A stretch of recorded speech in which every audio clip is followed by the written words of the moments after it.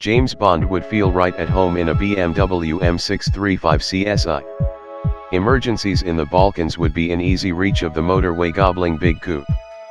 Those Alpine-switchback games of tag with the sinister forces of SPECTRE would be easy sport for the BMW's acceleration and handling, even with a full complement of Q's death-dealing devices in the ample trunk.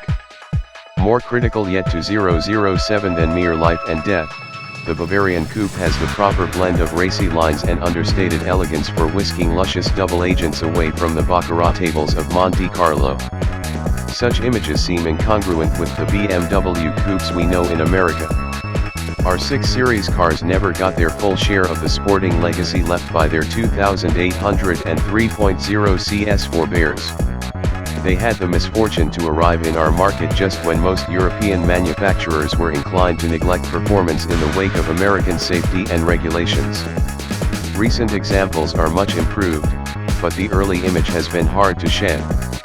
In Europe, however, with such versions as the bespoilered, 218 bhp, 140 miles per hour 635CSi on the scene, the situation is quite different. BMW works hard to maintain a sporting image in the home market, its latest move being the introduction of the M635CSi at last fall's Frankfurt show. The M stands for Motorsport, the branch of BMW that spawned the legendary M1. This new M coupe perpetuates the bloodline with an updated version of the mighty 6-cylinder M1 engine, complete with a twin-cam, 4-valve, pent-roof combustion chambered head, a big bore, short-stroke version of the 3.5-liter block, a tuned intake system with 6 individual throttles, and a sensuous bundle of 6 intertwined exhaust headers.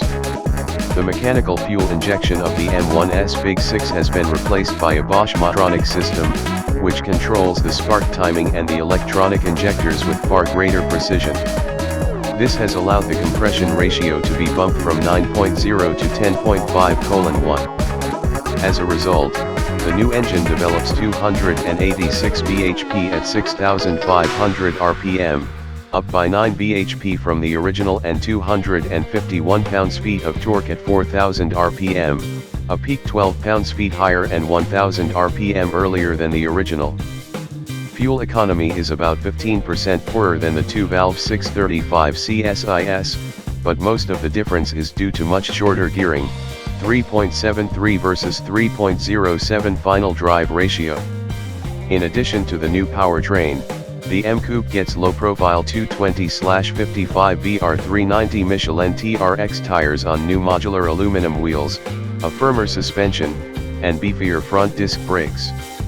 The only interior alterations are a pair of firm and supportive sport seats and a motorsport steering wheel.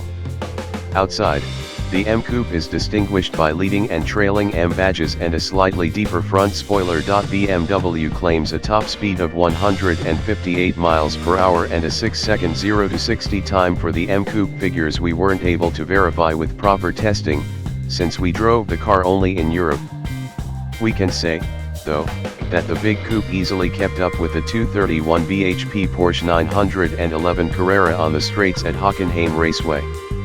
Another convincing demonstration took place on the Côte d'Azur, where we blew off a Honda 750 motorcycle in the serious local stoplight Grand Prix. BMW hasn't quite forgotten low-speed manners in its quest for performance. The race-derived engine can claw for its 7,000 rpm redline one moment, then murmur along contentedly at 1,000 rpm in top gear the next. In either case, the engine is refined in sound and feel.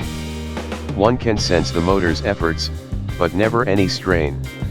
Such broad sophistication is not offered by the M car's suspension.